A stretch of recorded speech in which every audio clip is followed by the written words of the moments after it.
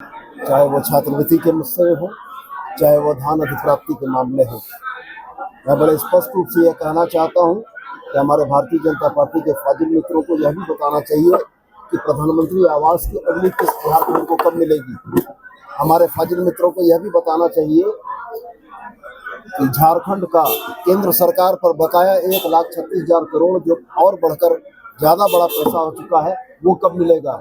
हमारे इन सवालों के जवाब वो देंगे, बाकी सवालों का जवाब हम लोग जनता को देने को तत्पर हैं। आज अनुपूरक बजट पेश किया जा रहा है, क्या कहेंगे? निश्चित रूप से संवैधानिक व्यवस्था में सरकारों को अपने कामों को गति देने के लिए तात्कालिक जरूरतों के आधार पर सप्लीमेंट बजट पेश करने की परंपरा रही है और हम लोग भी इसी कड़ी में आज एक अनुपूरक बजट प्रस्तुत करेंगे और इस अनुपूरक बजट के माध्यम से मांगी हुई राशि के हिसाब से झारखंड राज्य में विकास की गति को और तेज करेंगे। सुदीप जी, बीजेपी के लोग कह रहे हैं झारखंड सरकार कंगाल हो गई, राज्य में कोई काम नहीं हो रहा, भय व्याप्त है, लूट हत्या बलात्कार की घटना आम हो गई है, जनता त्रस्त है।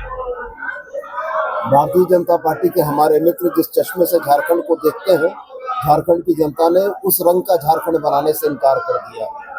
रह गया सवाल सरकार कंगाल हो गई है तो उसमें बड़ा योगदान उनका भी है। अगर उनकी बातें सही है तो आज अगर केंद्रीय करों में हिस्सेदारी वित्तीय वर्ष के 10वें महीने में सरकार को अगर मात्र 55% मिल रही है तो वैसी स्थिति में आप यह देख सकते हैं कि 10वें महीने तक 55% मिली हुई केंद्रीय करों की हिस्सेदारी से राज्य का कितना काम निपटेगा। अब आने वाले 4 महीनों के दरमियान अगर वो यह राशि राज्य सरकार को उपलब्ध कराते हैं तो हमारी विकास के कामों को करने की क्षमता प्रभावित होगी। तीसरी बात, केंद्र सरकार के द्वारा फेडरल कोऑपरेटिज्म के इस सिस्टम में राज्यों को जिस तरीके से मदद करनी थी वो चीजें किस तरीके से हो रही है आपके सामने पब्लिक डोमेन में है।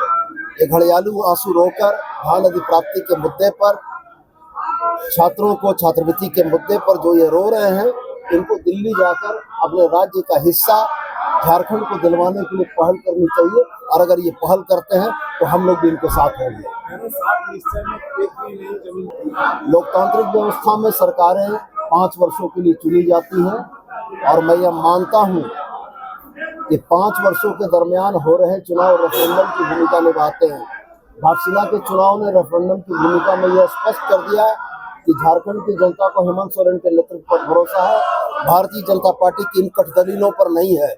और मैं पुनः दोहराकर कहता हूं कि जो मुद्दे जनता को नहीं छूते हैं उनमें ही पिछला 5 साल इन लोगों ने निकाला है और इस बार भी ये वही गलती कर रहे हैं और मैं ये मानता हूं कि 29 का चुनाव भी इनके लिए बड़ा सबक होगा।